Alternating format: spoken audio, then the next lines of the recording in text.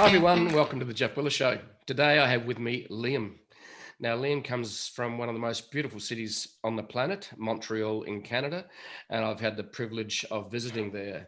And Liam speaks French and English, and we're going to do this in English today, luckily, because otherwise I'd be completely lost. Because I struggle with speaking English, but we're not even going to go into the French. So just a little bit about Liam. He's a serial entrepreneur and runs businesses called The Time Doctor and Staff.com, which are one of the most popular time tracking and productivity software platforms in use by the top brands today. He's also co-organized the world's largest remote work conference called Running Remote. And I just want to make sure that people understand what running remote is about. It's about running your business remotely. It's not about going and running in a desert remotely. Although it could be. It could be, exactly. He is an avid proponent of remote work and has been published in Forbes, Inc., Mashable, TechCrunch, Fast Company and Wired, and a bunch of others. Now, interesting mission statement. He says the mission statement that feeds all the product and service that Liam is involved with will stem from empowering workers to work wherever they want, whenever they want. I like that. And that's basically how I've been operating for the last 7 or 8 years myself. Liam has an undergraduate and graduate degree in Sociology from McGill University. And he lives in Canada and travels the world when he can for 3 to 6 months out of the year. So great to have you on the show, Liam. We've had a half-hour conversation before we've had this conversation. So, I think there's some really interesting areas we want to dive into. And welcome to the show. Yeah, thanks. Before we get into that, Jeff, I just want to show you that, because I know for people that are listening right now, they may not believe me or see me. I actually have like a French Canadian pie, a sugar pie here. It's quite literally like this is the most Quebecois stuff right in front of me. I've recently moved here, but it's really become a second home for me. And for anyone that's interested in traveling to Montreal, please just message me after this. I can definitely show you around. But we're here to talk about marketing, right? Like, I think that this is something that I've been, and we've just in our last half-hour conversation, I think we should talk about should we talk about remote work for sure, because it's one of the biggest things that's going to impact the next 6 to 36 months of every marketer's lives. And then I also think we need to talk about automation and artificial intelligence, which I think is also going to be probably the second biggest wave in the next 6 to 36 months, but it's actually going to be a bigger wave than that. So I think we need to talk about remote work first, which is really going to talk about like what's going to happen in the next six months once the pandemic is over, what's going to happen next. And then on top of that, what's going to happen as a longer term trend, which I think is totally connected to artificial intelligence. I think that's a great summation of what we talked about already. And we're going to carve that up and dive into, and there's a lot of human versus machine conversations we're going to have. The current environment's accelerated what is maybe going to be the next fastest development of change that we've ever seen as humans on the planet. I think it's going to be the fastest evolution of humans, which we're going to have to deal with, and that poses its own problems. So let's talk about remote work. You're obviously passionate about it. The business supports that with its tools. So tell a little bit about how your tools from Time Doctor and Staff.com help people work remotely, and we'll dive a little bit more into the detail along the way on that. So, sure. So we really like to call ourselves a time analytics tool. So we're not necessarily a time tracking tool, but a lot of time tracking tools, they look at when you started work and when you ended, and we really focus on what happened in between. And then we develop insights on what you did with that time to be able to figure out how to hopefully improve your workday. So case in point, I'm currently in meeting with Jeff under the project category of podcast. I have done about 548 of these in the last calendar year. And I've collected all of that data.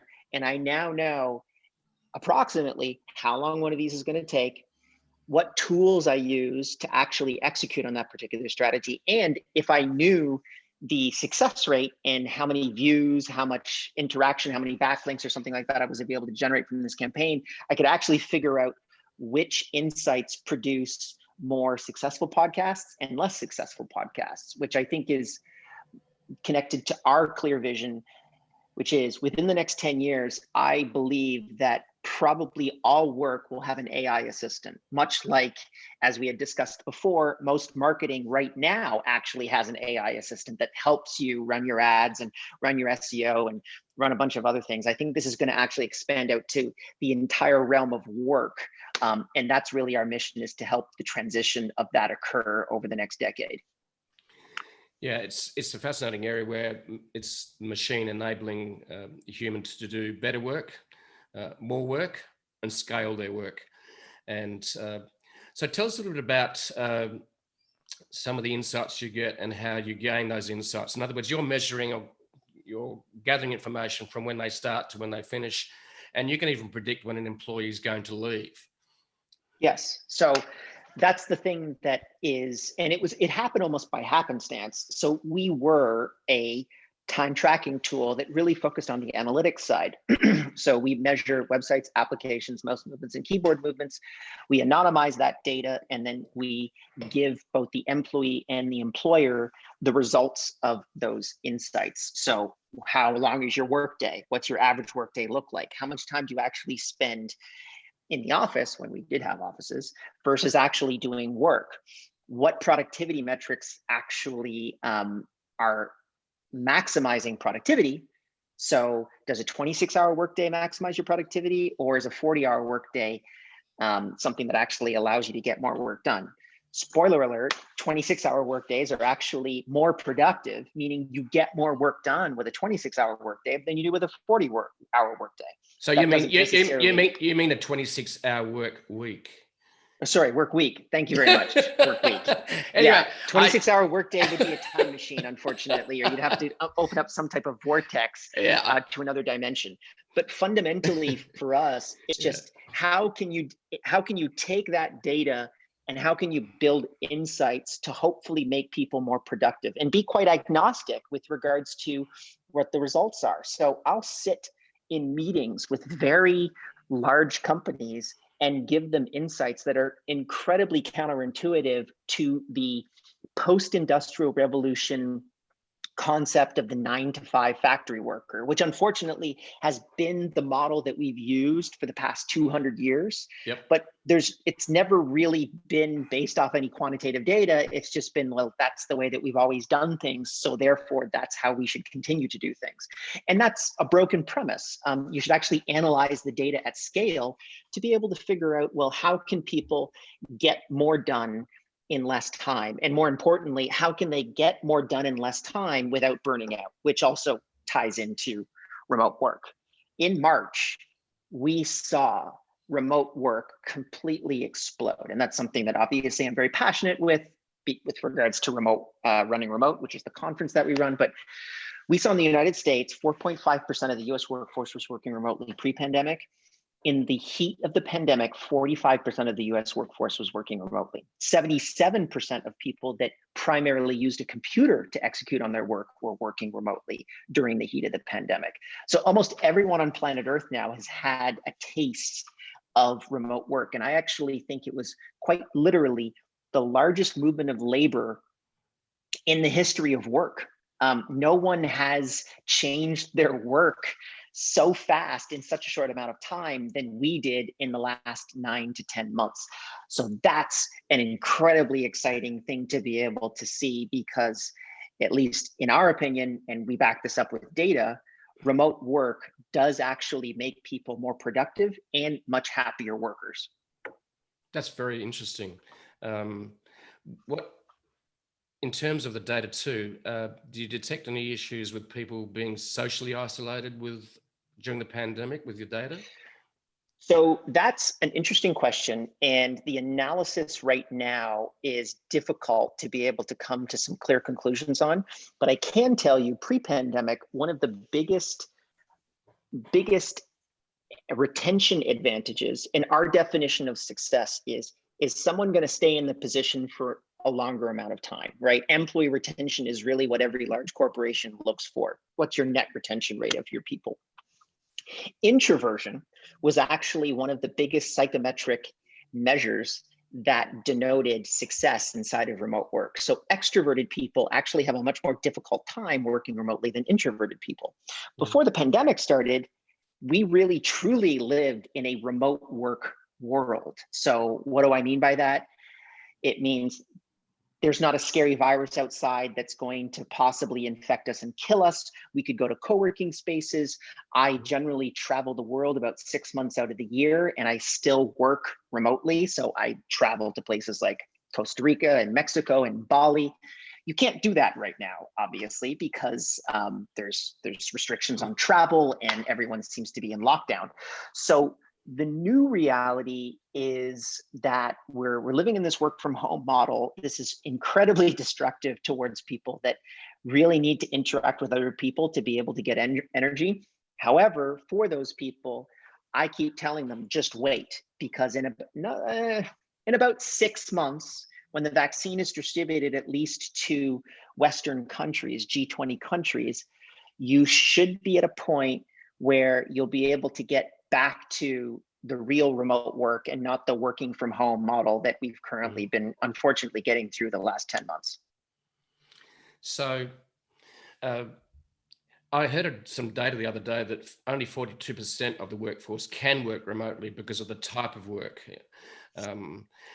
You mentioned a figure that during the pandemic, 45% of the people went and did remote work. So that number of what you we said, were at full capacity. Yeah. So basically capacity. we were at full capacity for remote. And this is something actually that we just had a big debate about for Time Doctor as our mission statement, because our mission statement, our core purpose and value was that our company was focused on helping the transition towards remote work. Well, if everyone's already had a taste of remote work, is our mission finished? And we actually disagreed. We think that there's a lot more things that we need to do. There's a lot of companies that are not working well remotely, and we need to help facilitate that. But it's been, as I had already mentioned to you before we jumped into this podcast, a massive shift, particularly for our industry, anyone connected to remote work, because we're completely reimagining the way that work happens. And I think for the first time ever, we're probably, the genie is out of the bottle. A lot of Fortune 500s are now recognizing, wow, the team went remote and the company didn't fall apart and we're still operating, but yet we have to own this really expensive office. It's 20% of our P&L. What if we could just get rid of that and become a much more efficient organization? And I actually think the future will not be about whether we work remotely, but if we can afford not to work remotely, because it's going to be such a huge strategic advantage in the future. Yeah, I think the other thing that's emerging too is that with the rise of robotics and artificial intelligence and intersection of different technologies, that work that has to be done by a human will be done by a machine, and that human will go and work somewhere else. I think that's another part of this that kind of ties into artificial intelligence, which I'm not entirely clear on, and I think is definitely concerning, and I would define it as exciting, but exciting can be terrifying, or it can be a very pleasant experience. I actually see remote work as an intermediary step of the digitization of the economy. So the digitization of the economy is, we're now looking at each other through a Zoom call. I know that you're a human, but probably within the next 5 to 10 years, you could be a bot and you could be on a Zoom call at 720p, video stream, and I probably couldn't tell the difference as to whether or not you were a human or not a human. You'd probably be passing the Turing test. Well, what happens at that point? Does the Liam avatar talk with the Jeff avatar, and then that pumps out as a podcast, and because no one can tell the difference, that's entertaining to everyone that consumes it? Quite possibly, right? But what are the long-term implications of that? I think you have to look at the redundancy of the human race as it applies to work and what the long-term implications of that might be. I think that, and this is coming from someone who has worked on artificial intelligence and whose company uses artificial intelligence inside of its software application, I think that we need to pump the brakes. We need to start to think deeper about this. We need to license this technology. We need to manage it much more than we are currently doing right now, because I believe it can very quickly get out of our hands to the point in which the vast majority of the population, and I would effectively put that as everyone that isn't entrepreneurial, is going to be made redundant inside of the economy, which is not good for people. Because as we had mentioned before, my background is in sociology. If you have more than 20% unemployment, there's generally blood in the streets. Yeah. It's a sociological rule. Wherever you go, you look at the Black Lives Matters movement, you look at a bunch of other revolutions that have happened, they've always premised large unemployment pulses in the economy. And this is something that we need to be able to really think deeply about. What are the solutions to get ourselves out of that, and hopefully get ourselves into a much more utopian society where people can not necessarily not work, but pursue purely creative endeavors, which I think is a better world for everyone, but it's a very large chasm to jump. And I don't necessarily think we have the tools right now to be able to do it. No, and I totally agree with you. And I've been frustrated recently with AIs in just marketing, advertising, Facebook ads, Google ads. And it led me to write a post 2 weeks ago, human versus machine, because we're in the middle of what you said, leaping that chasm. And I totally agree with you. I think the challenge is going to be, at the moment, we're using the machines, and machines aren't getting it right. In fact, I think 50, 60% of ads are getting rejected due to issues that have got nothing to do with reality, but the machine says it is. The humans at Facebook and Google are having trouble overriding machines because the machines are running the actual at-scale advertising approvals, disapprovals. And we're in the middle of leaping the chasm between humans and machines. And at the moment, we're in a real challenging point with that. I totally agree with you. It's frustrating me. I've had conversations with other entrepreneurs recently, including yourself and others. And you know what? As marketers and entrepreneurs, I'm starting to find that problem is I'm not an orphan on this. So talk a little bit about how you maybe use AI for and machines for detecting how people are working, the most efficient ways of people working. And then we'll leap into a little bit more about the marketing side and the role of AI going forward, maybe, because its role in work as well.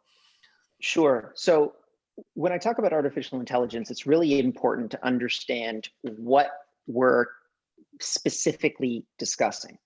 So simply, and as I explain it to people, an artificial intelligence is no more intelligent than a human being. In reality, actually, it's a lot less intelligent than a human being. The difference being, an AI can take many more variables into consideration than a human being. So on average, a human can measure about 3 to 5 different variables at any one point. There's actually a test, a psychology test, and you can try this with your friends. Hold 3 to 5 marbles in your hand, very quickly open your hand and close your hand, and then ask that person, how many marbles did you have in your pocket or in your hand? Generally, men actually can equate for less variables than women. So women can actually say, oh, there were 5 marbles or there were 6 marbles.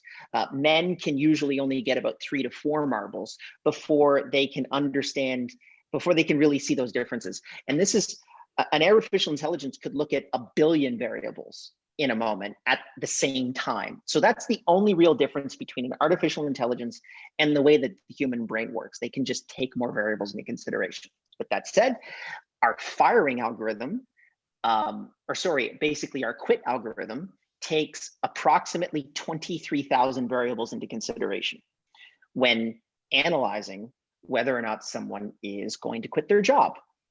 Now, if I were to explain all of those different variables to you, you wouldn't understand because you can't hold 23,000 different concepts in your brain, but an AI can, and that's the only difference. So generally when I tell people, they always ask me, well, what makes up the variables for someone quitting their job? And the answer is, I can't explain it to you because you're not smart enough. And that's unfortunately just the reality of the situation. So just with regards to your ads being discounted, I'm sure there's probably 100,000 different variables that are taken in consideration with regards to why your ad was not put up or was put up. And to explain it to you or for anyone to understand it is completely impossible because AIs don't think the way that humans do. No, they don't. And the other interesting part we were talking about before too was, and you've mentioned it, well, we touched on it briefly, is creating content. In other words, can AIs write great content? And we're up to what, third generation AI content creation algorithms, bots that are starting to do this really, really well that a human has troubled even identifying. So tell us a bit. So, and both of you and I are quite interested in SEO, search engine optimization, which of course is driven by the foundation of content. So tell us a little bit about your experience recently with artificial intelligence and content creation for marketers, and we can have a chat about where that's going. Sure. So in my opinion, when we look at marketing right now, and particularly search, which has really been the most powerful quiver or arrow in our quiver in Time Doctors marketing, we've seen artificial intelligence move from something that couldn't pass the Turing test. And for anyone that references artificial intelligence, the Turing test is basically just a test to figure out whether or not you can tell the difference between a human and a computer. So if two pieces of content are written, the Turing, you'd look at 100 people and you'd say, which one is the bot and which one is the human? And if only 50% choose the computer, well, it's passed the Turing test, right? So it's indistinguishable from human content.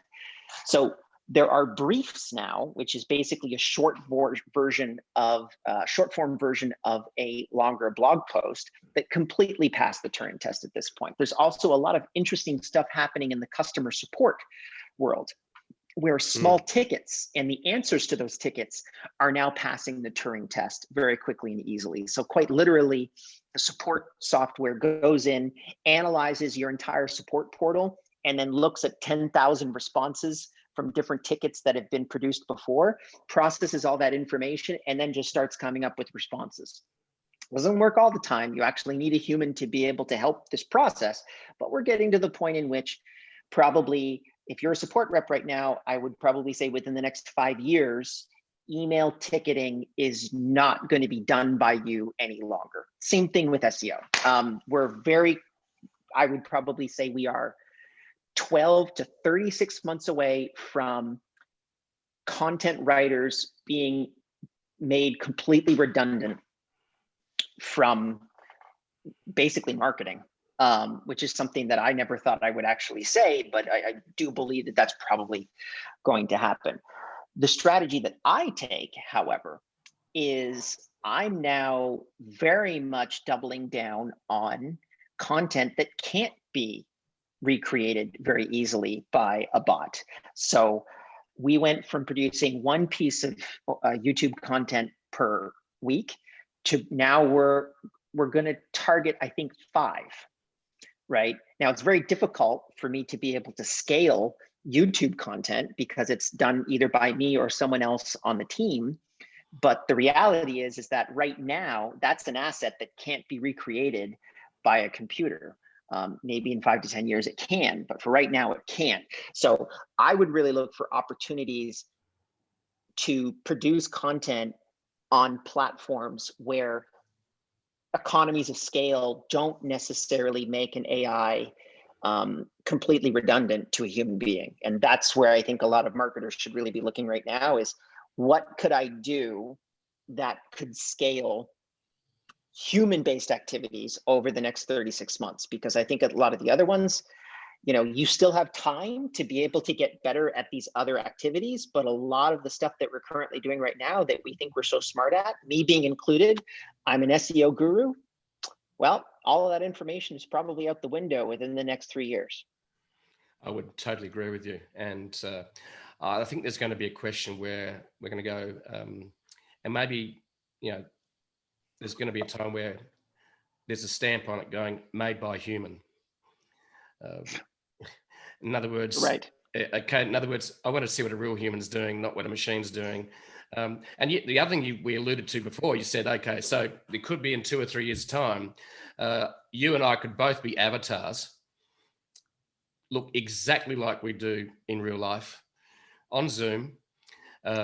We have a AI machine that generates and is going to be a lot funnier than you and I. Well, you may be funnier than I am. But the machine's going to go, oh, that'll be humor. This is what humor works based upon data sets. This is what gets you more engagement. This is what drives longer viewing or more engagement. And I think you're right. I think within 2 or 3 years, I don't know what the time frame is. It's just a matter of time.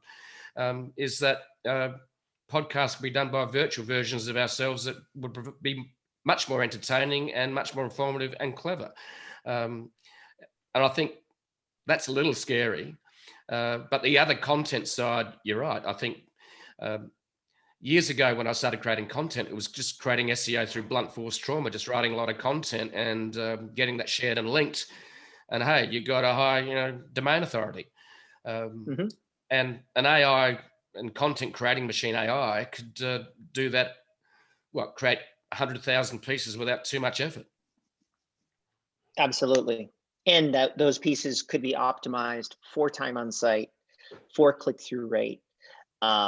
It's not complicated to do these things, and they're currently being done now. They just cost a lot of money.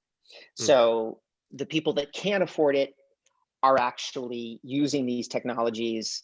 A lot of the stuff that you're seeing on Forbes and Inc. right now is generated by a computer. It's not generated by a human being. It's reviewed by a human being, but the content is written by a computer. And this is only going to continue into the next, as I said before, the next 1 to 3 years, where I think probably within 3 years from now, that war will effectively be over. And I think the only human produced content will be platforms in which an AI can't reproduce it, like video. And to your point with regards to human made, I would be 100% behind that as an individual, as a human, as a business owner. I don't want that to happen at all, because then I lose my advantage in the market, right? So I actually think this has to be government oversight, even though I don't like the government to get in my business under any circumstances whatsoever. But in this case, it is so important for us to be able to start to pause and recognize, where is labor going? How are we going to actually make sure that everyone is happy and content, and they don't just have a job, but people who feel like they're on a mission and there's a purpose to their lives. A lot of the people get purpose through work, and maybe we can move that purpose to something else. Maybe it becomes more family focused, maybe it becomes more existential. But as of right now, if you switched everyone off of this model within a year, as an example, I know you'd have blood in the streets, because people would lose their purpose. I agree. And that raises a very interesting question about purpose. And that also raises a thing called happiness. And I think for all of us as human beings, unless we're on purpose, or when we're on purpose, I think we're the happiest we can possibly be when we're on purpose. I even spoke to a program recently from Israel, from Accessibility, Sher Ekeling, and he said he gets so much joy out of creating software that he can then share with the planet and see it being used. In other words, he's creating and sharing. And it's a term I use, is that for me, when I create, I share it with the planet. In other words, what's the point of creating something unless you're going to share it and make it visible? And when I share it with the planet, I change the world in a little way, and the world then changes me by the feedback. And that's what I loved about social media, was the reality was that I got a two-way conversation. And from that two-way conversation, I know what's working and what doesn't. I know that my creation is acknowledged. And this is interesting about purpose. I'd be interested. So for me, the blog was just an incredible discovery of me starting to write very imperfectly. I got a little better over the years. And then to share that with it, I can actually watch. And when I put the blog post out, I could see the traffic on my blog go up, especially when we didn't have the machines and the media. We now have the gatekeepers in our Facebook and Google with their algorithms stopping organic getting out unless you pay for it. But years ago, it was, you could watch in real time the organic impact of your creation. And that excited me and still excites me today. So you're going, I've made a difference. I'm leaving a legacy. So how do you see purpose? I'd be really fascinated what you see as, what's purpose for you? Well, I think it's, to your point, leaving a legacy. It's what is on your tombstone, right? When you're gone, did you leave a positive impact on the world or did you not? I think I've been thinking a lot about this actually over the last week or two. Someone that I knew relatively well, definitely professionally, and someone that I think a lot of other people knew was Tony Hsieh, who's the founder of Zappos. And amazing human being. I remember actually met my business partner on his happiness bus in Austin, Texas, 11 years ago during South by Southwest. And such a friendly person, a giving person, someone who is entirely committed towards building community. And that was really his purpose. And when you see a purpose for someone being taken away, the implications are quite serious. They were very serious for Tony. And I think that's something that, I mean, to a degree almost, it's the thing that gets you up in the morning, right? The purpose for me right now is like taking care of my newborn daughter, making sure that my partner is very happy with her life and that I'm happy with my life, and that I wake up in the morning doing things that I think is helping humanity in a positive way. So for me, that's helping to transition people towards remote work. I think that gives me, and there's plenty of other things that I can do in my life, obviously, but for me, that's something that I know quite a lot about and I'm very excited to do. So to have that pulled away from you in any instance for anyone, I think is incredibly destructive. And I think that unfortunately, the next decade is probably going to be much more less purposeful, unfortunately, than the previous decade. And we can also talk about machine learning and artificial intelligence as it applies to social media and the impact that that's making for people in creating negative purpose in people's lives, getting people angry about a particular issue because that's what feeds the artificial intelligence in a positive way, right? That's the outcome variable that it's looking for. But to me, that's the thing that probably connects best with me is anything that just gets me up in the morning, anything that I would do not for money, right? Not because it's just going to continue to put more zeros in my bank account. Something also too, that I would not do that would put zeros in my bank account, but because I'm so passionate about it and it bastardize is my purpose, I would not do. And those are the much more difficult decisions that you need to make, particularly if you own a large business, because that's a completely separate podcast, to be completely honest with you, but something that you need to really think about when you think about Google saying, don't be evil. Well, is Google evil? I don't know, but their mission statement was don't be evil. And I think that a lot of the times the pragmatics of reality sometimes impact your purpose. I think that purpose has been a little twisted over the last few years. I came across a great quote by Wayne Dwyer and on the topic of purpose. It said,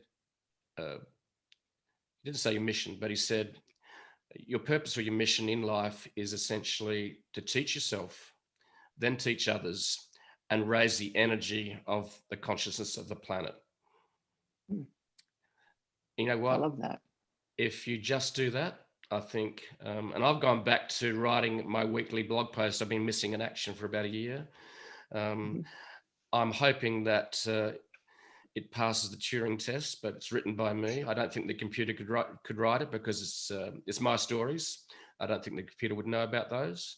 And because I've discovered that writing brings me joy, and then sharing it brings me joy, and then seeing it make a difference and raising the energy of the planet, hopefully, makes a difference as well. And yeah, that's, I think if we can share our gifts with the world, whatever that gift is very, very important.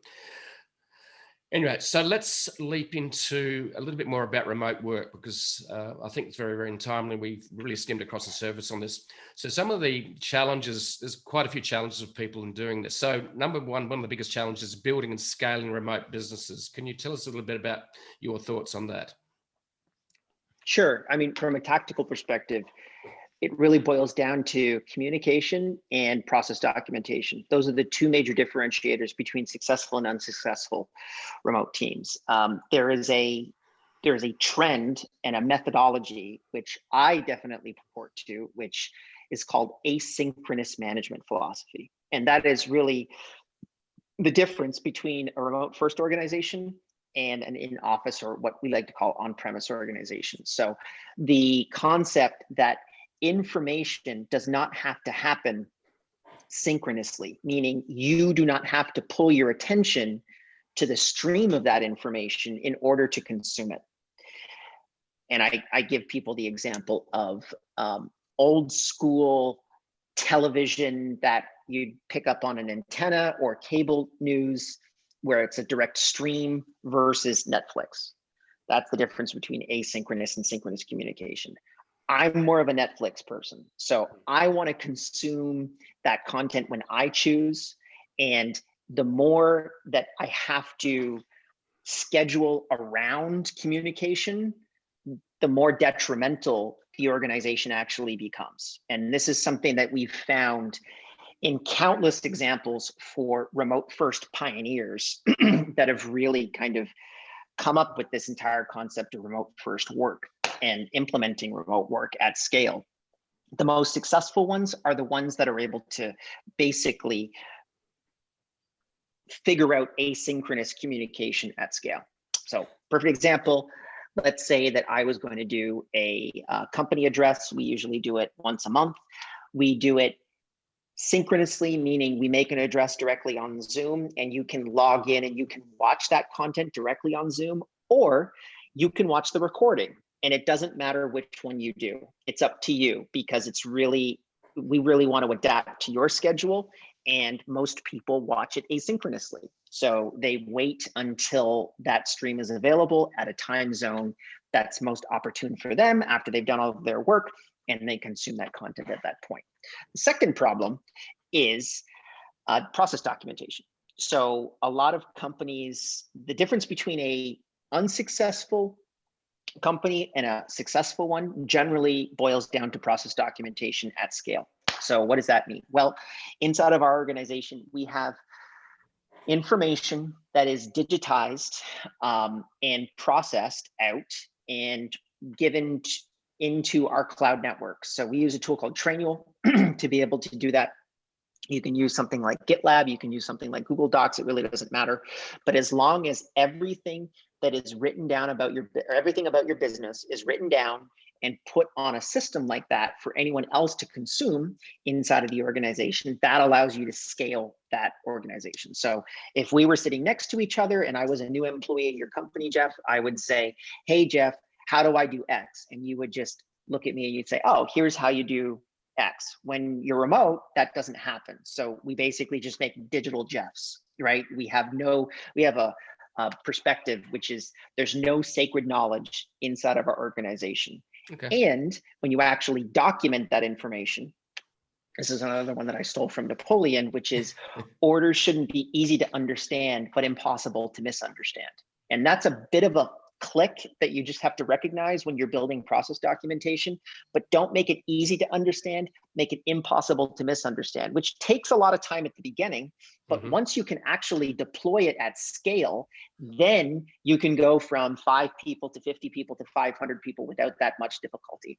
There's a great resource for this from one of the absolute pioneers of remote work, which is at about.gitlab.com/handbook. And that is the largest open source remote process document on the planet. It's about 8,000 pages. And it's everything that you could possibly know about GitLab. So what kind of stock options do you get? It's in there. How do you sign an email? It's in there. How do they do demos for clients? It's all in there, and it's all open source. So you can actually grab it, you can steal the information that you want, and you can create your own process document on GitLab very quickly and easily. And then at least you've got something for your people to be able to work with moving forward. Yeah, I totally agree with you in terms of creating platforms where everyone can access it. We've been using Trello for the last about 12 months. In other words, we've got different boards for different things. It stopped us having the whole email, getting lost in the email thread. It's changed my life, really. The team can just leap in and do stuff. It's documented on the fly. That's one of many. The other thing I really liked your discussion on was asynchronous versus synchronous. I think that's really, really important, and the challenge with scheduling. And you mentioned something I thought was quite fascinating right at the beginning when we were having a chat before we hit the record button. The point you made about Zoom's changed its interface, so now you can't just have an open Zoom meeting. Everything has to be scheduled, because you would have a Zoom meeting open all day. So you could have asynchronous discussions. I think that's what it would be. People can just get hold of you at any time. So tell us something about that. So I have a hierarchy of communication, which is in-person beats video, video beats audio, audio beats instant messaging, and instant messaging beats email. As you move up the chain, you become more synchronous. As you move down the chain, you become more asynchronous. You do need both inside of an organization, but I'll give you a perfect example. Let's say that we had an exchange on Slack, which is our instant messaging platform, and we're debating a particular issue, and we've sent 10 messages back and forth. Well, instead of continuing to send 10 more messages and disrupting your ability to be able to create deep work as much as mine, I would immediately jump to the highest form of synchronous communication that I can get to, which in this case is video communication. So I would click the Zoom button, you'd get a little pop-up that would say, hey, Liam wants to do a Zoom call with you. I'd break it down in 5 minutes, we'd get the problem solved, and then we would either apply it to our project management system or we would go back to Slack. The ability for people to not be bothered throughout their day. There's a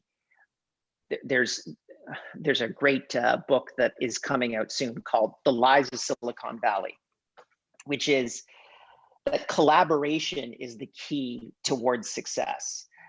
And I could not disagree with that more.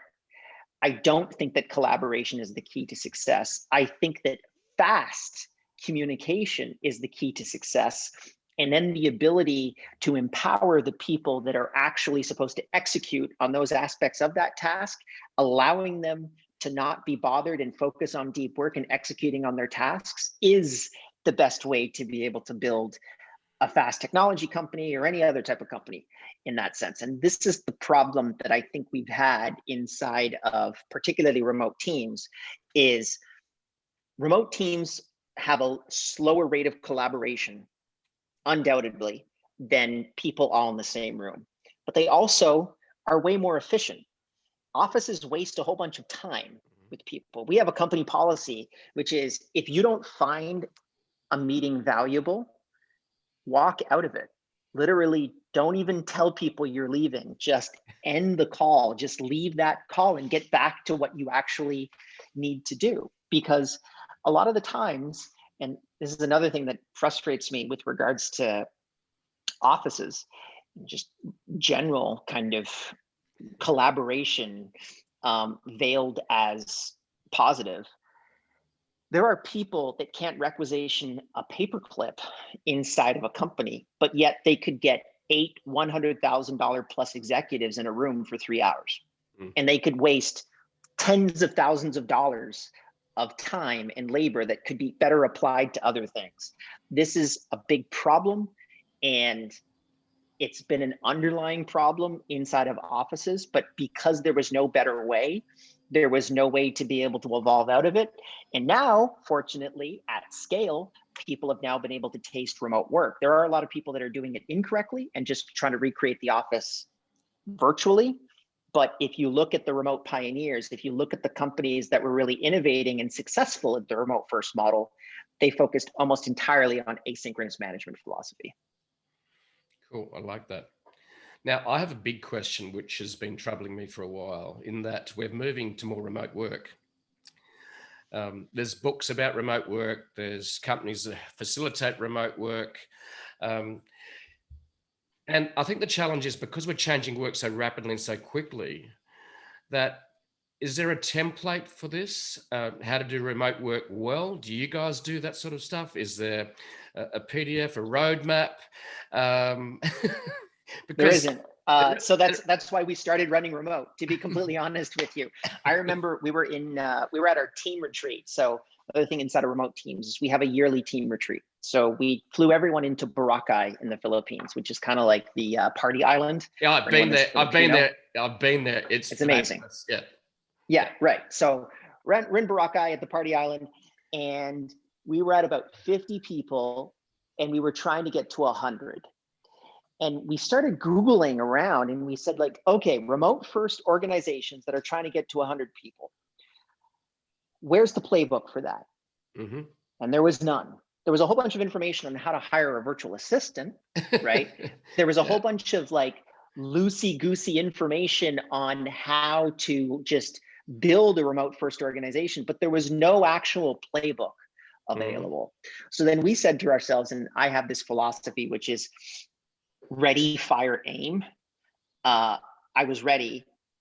We just booked $100,000 venue.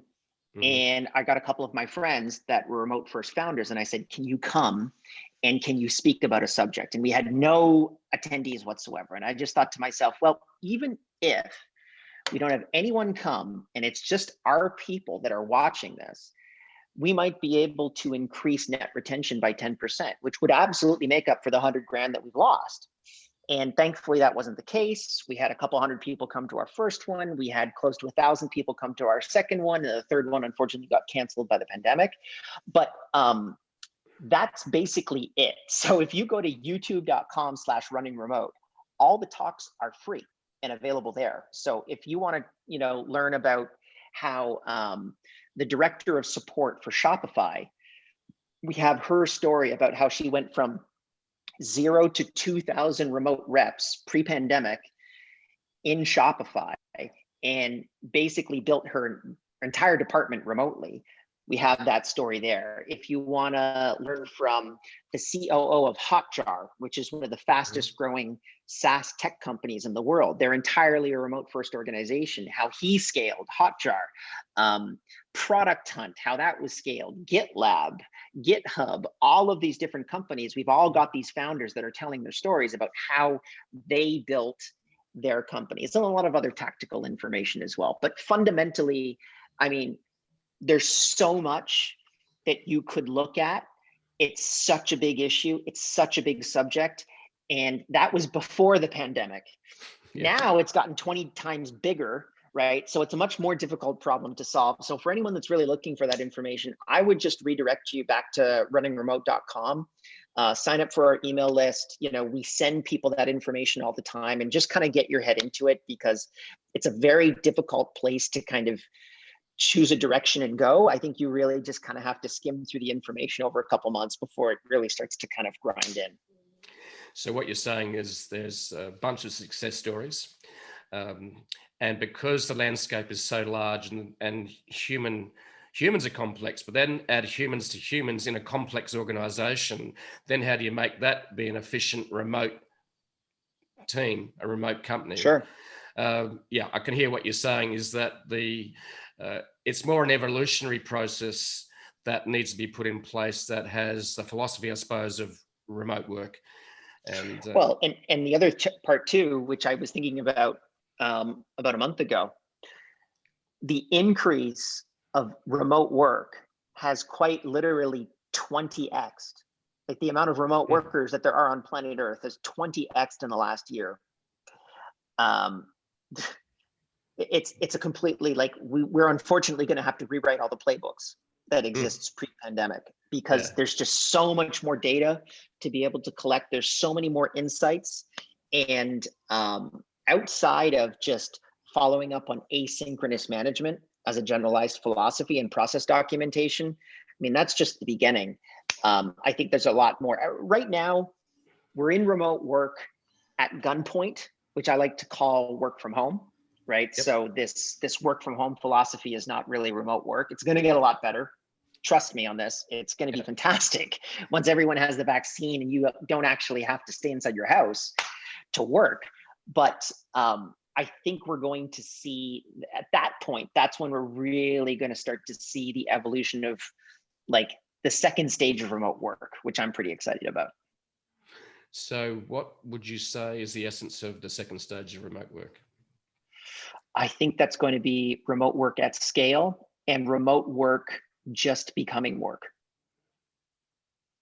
In other words, we're talking about a post-industrial way of work, not the 9 to 5, not the 40-hour work week, not 5 days out of 7.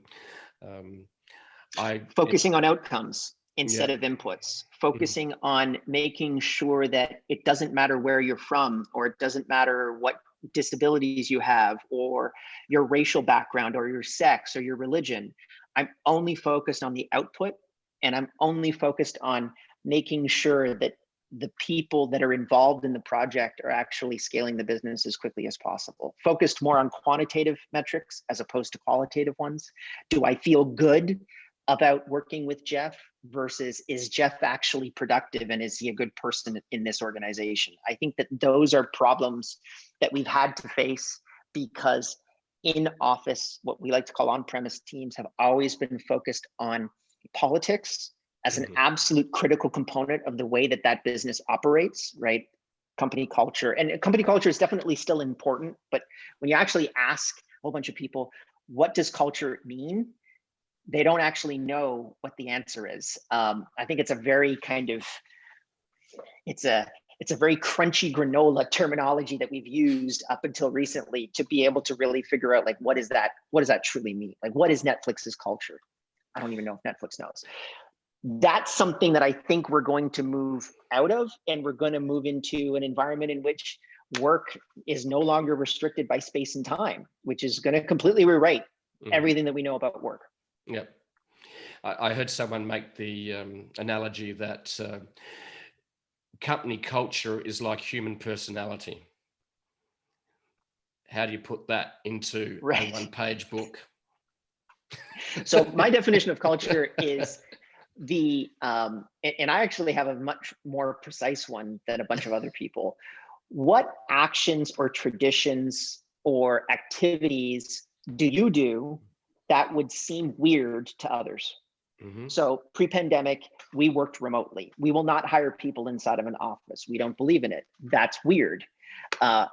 People think that it's weird that I have these black t-shirts that I have about 300 pairs of, and I have them located in 7 different countries because I don't like to check my bags. So I land in it, when I land in a different country that I usually go to on a regular basis, all of my stuff is already there. That's really weird.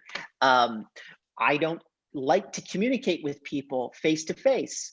I think it's a bad usage of my time. I'd rather do some deep thinking or deep thinking with a few select people as opposed to a large group. That's weird, right? So what makes you weird? What would someone else think? Oh, that's a weird thing. That's your company culture, or that's just your individual culture. And if you can really lock into who that is, to me, that's a great way to be able to filter candidates and build your company, because you only want those same weird people building the business for you.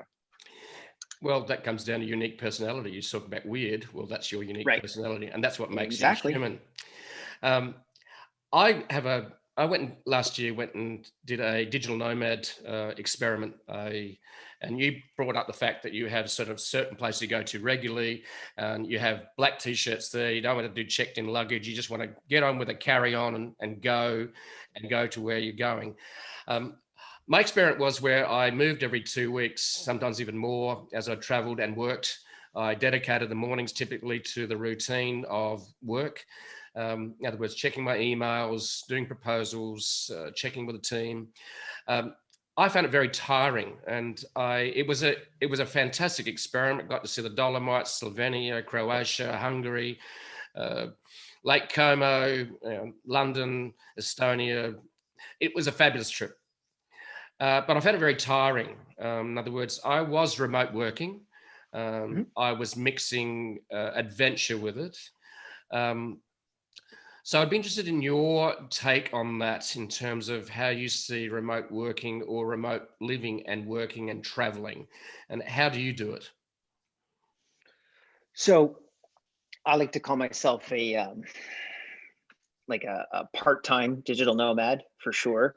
So I usually spend the winters remote, but I choose a single location. The fast traveling, I think, is really great if you want to get a ton of experiences in very quickly. However, it's quite distracting. It is.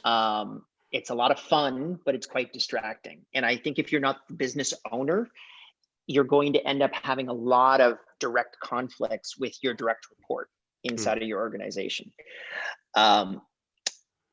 I would say, to me, and this is my personal experience, the way that I do it, we choose one location for approximately 3 months, and we may extend that stay for another month or two, as an example, just to kind of finish off the winter.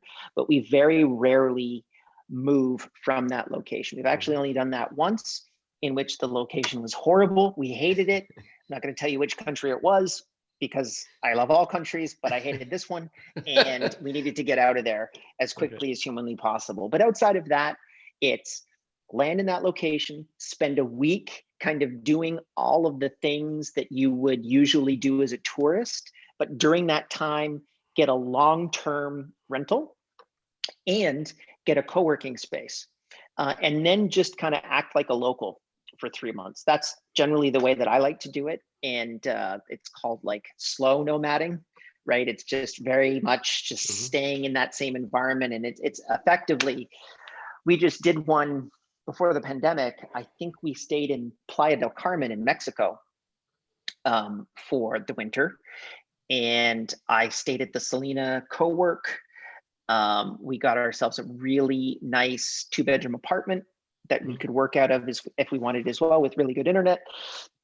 And that was great.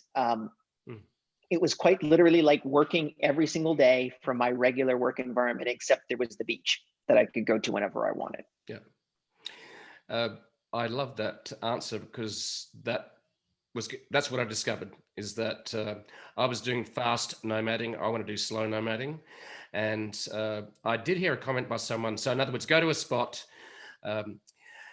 settle in, work from one location, create a routine around that.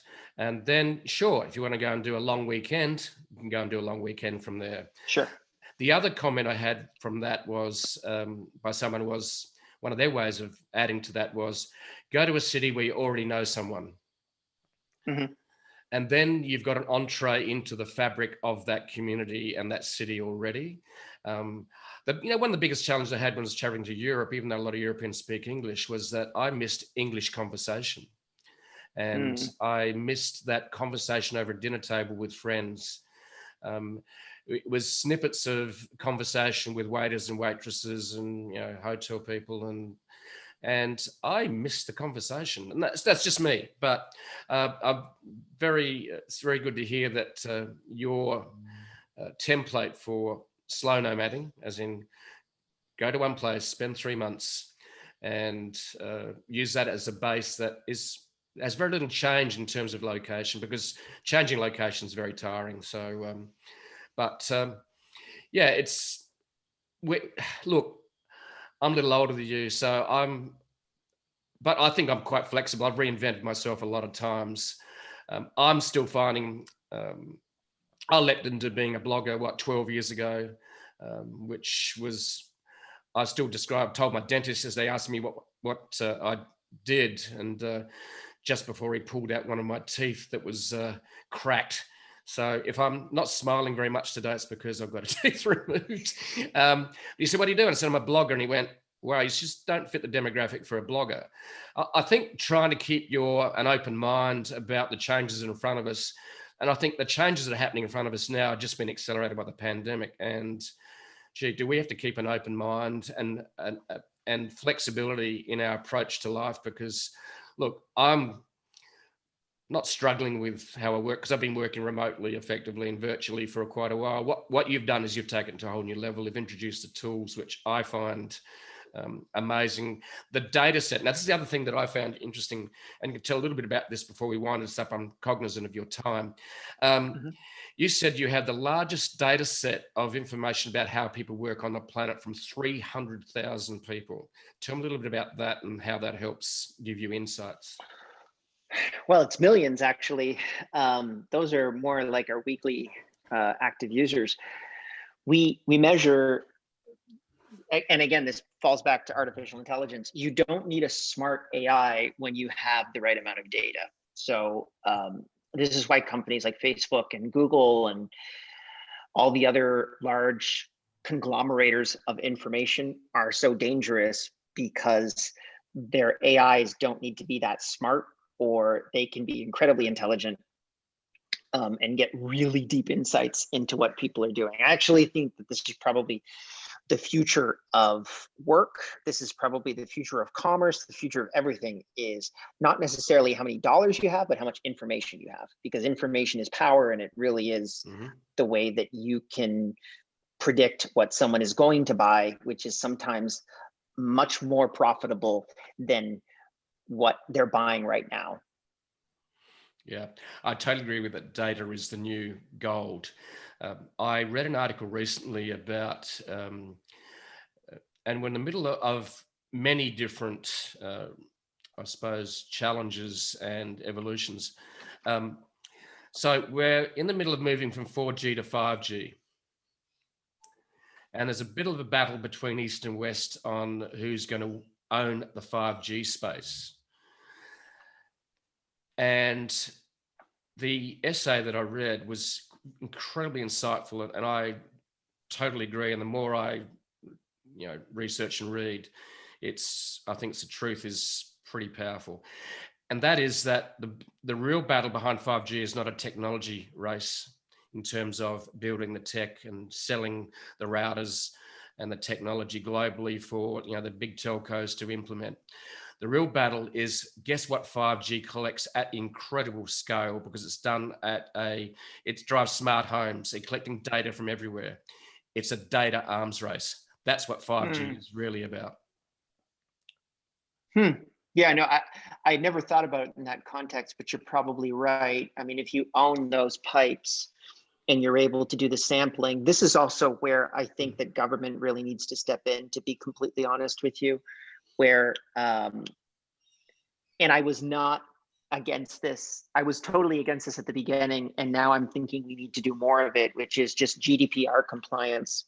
The ability to be forgotten, the right to be able to say, this is my information, and if you continue to use it, there will be serious implications. That's something that is very much important in our company. All of the data collection that we do is directly voluntary. There's no involuntary data collection inside of our company, because you actively have to use the software and you choose to start tracking time inside of the software. I think that that's a much better way to do it. And when you look at the amount of data mining that's happening right now, as I said before, I think this is more dangerous than nuclear weapons, because the biggest fear that I have is, and it already exists today in certain contexts, there are very small actions that I could have you do, or that I could impact on you, that could have you vote for someone else, or turn left when you're supposed to turn right, or drink Starbucks instead of McDonald's coffee. And these are all really dangerous things. And I think that we need to measure the implications of where we are right now, and what long-term what kind of society we want to have. Do we want to have people that come to independent conclusions based off of data, or do we want to have a form of mass hypnosis, which is really what we're dealing with right now, is people being told how to think and agreeing with it. Okay. And I think that that is a very, very dangerous road that we're down. And I would welcome governments of the world to step into our company and to stop us using this technology, or at least controlling the way it's used, because I see the next few years, as I said before, as quite dark if we don't change something now. I totally agree with you. And for me, that insight was heightened recently by reading Aldous Huxley's Brave New World. And it's a book written in 1942, I think it was. It's just been put out on Netflix. And it's about a world that is controlled by data, where the minds of the people are controlled by drugs that are taken by the data that they consume. And it's between two camps, the Wild West of humans as they were, and the brave new world of humans as they're controlled. And I totally agree with you.